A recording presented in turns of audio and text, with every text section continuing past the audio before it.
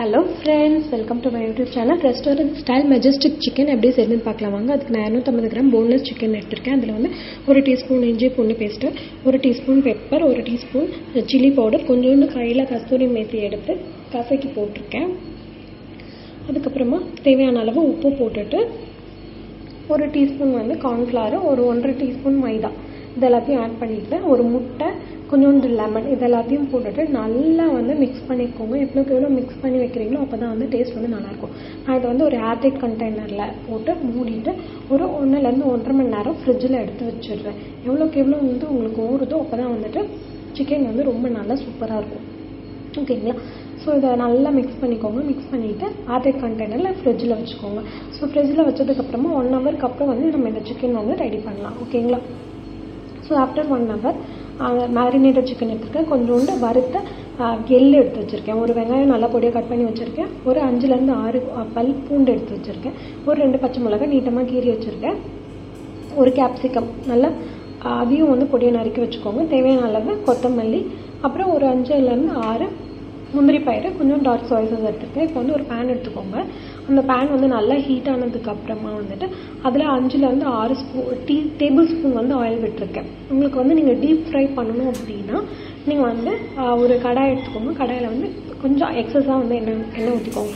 நான் வந்து கொஞ்சம் ஷாலோ ஃப்ரை பண்ணலாம் அப்படின்னு நினச்சி தான் கம்மியான ஆயில் விட்டுருக்கேன். இப்போ நீங்கள் டீப் ஃப்ரை பண்ண போகிறீங்க அப்படின்னா ஒரு 7 மினிட்ஸில் வந்து உங்களோட சிக்கன் வந்து குக் ஆகிடும்.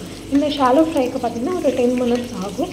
ஸோ நல்லா வந்துட்டு எண்ணெய்லாம் சூடான உடனே மேரினேட் பண்ண அந்த சிக்கனை வந்து இதில் ஆட் பண்ணிக்கோங்க. ஆட் பண்ணிவிட்டு நல்லா ஒரு 2-லேருந்து 3 பக்கம் திருப்பி போட்டு வறுத்தீங்க அப்படின்னா வந்து சிக்கன் வந்து உங்களுக்கு ரெடி ஆகிடும். ஸோ நான் ஏன் இந்த மாதிரி ஷாலோ ஃப்ரை பண்ணேன்னா, நான் கொஞ்சம் டயட் கான்ஷியஸாக இருக்கிறவங்க பார்த்தீங்கன்னா இந்த மாதிரி ஷாலோ ஃப்ரை பண்ணி சாப்பிட்டுங்க. ரொம்ப டீப் ஃப்ரை பண்ணிங்க அப்படின்னா ஆயில் அப்சர்ப்ஷன் வந்து சிக்கன் வந்து அதிகமாக இருக்கும். அதனால தான் வந்துட்டு நான் டீப் ஃப்ரை பண்ணல. ஸோ ஒன்ஸ் வந்து சிக்கன் வந்து நல்லா குக் ஆகிடுச்சு அப்படின்னா நீங்கள் வந்து அதை வந்துட்டு நல்லா ஸ்ட்ரெயின் பண்ணி எடுத்து ஒரு டிஷ்யூ பேப்பரில் போட்டிங்க அப்படின்னா எக்ஸஸ் ஆயில் எல்லாமே வந்து அதில் வந்து அப்சர்வ் பண்ணிக்கும். இப்போ வந்து நீங்கள் டயட் ஃபாலோ பண்ணுறீங்க, ஜிம் போகிறீங்க, உங்களுக்கு ப்ரோட்டீன் ரிச் ஃபுட் வேணும் அப்படின்னா இந்த மாதிரி ஷாலோ ஃப்ரை பண்ணி நீங்கள் எந்த ஃபுட் நீங்கள் எடுத்துக்கிட்டாலும் தட் வில் பி ரொம்ப ஹெல்த்தியாக இருக்கும் உங்களுக்கு. இப்போ பார்த்தீங்கன்னா சிக்கன் வந்து நல்லா குக் ஆகி வந்துடுச்சு. ஸோ இது வந்து நல்லா கோல்டன் ப்ரௌன் கலராக ஆகிற வரைக்கும் நான் குக் பண்ணி வச்சுருக்கேன். ஒரு 10 மினிட்ஸ் நல்லா குக் பண்ணிக்கோங்க.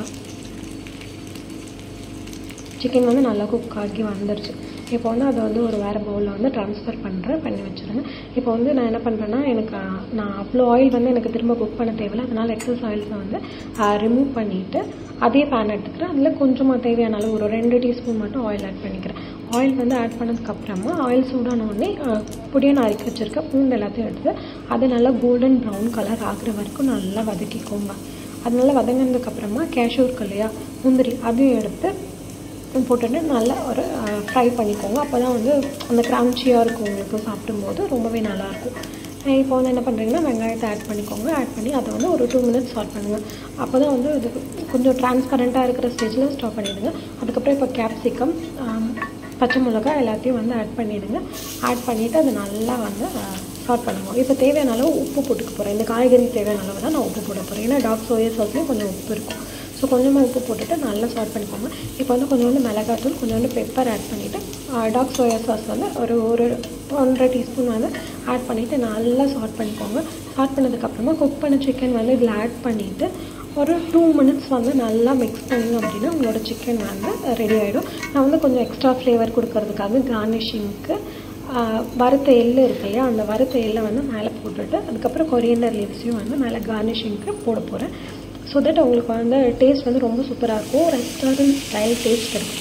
இப்போ நம்ம ரெஸ்டாரண்ட்லாம் போகணுன்னா இந்த சிக்கன் வந்து பார்த்திங்கன்னா ரொம்ப காஸ்ட்லியாக இருக்கும். இது மாதிரி நம்ம வீட்டிலே கொடுக்கும்போது நம்ம குழந்தைங்களுக்கு இது ரொம்பவே ஹெல்த்தியும் கூட. இந்த வீடியோ உங்களுக்கு பிடிச்சிருந்தா என்னோட சேனலை சப்ஸ்கிரைப் பண்ணுங்கள். தேங்க்யூ ஃபார் வாட்சிங் மை வீடியோ.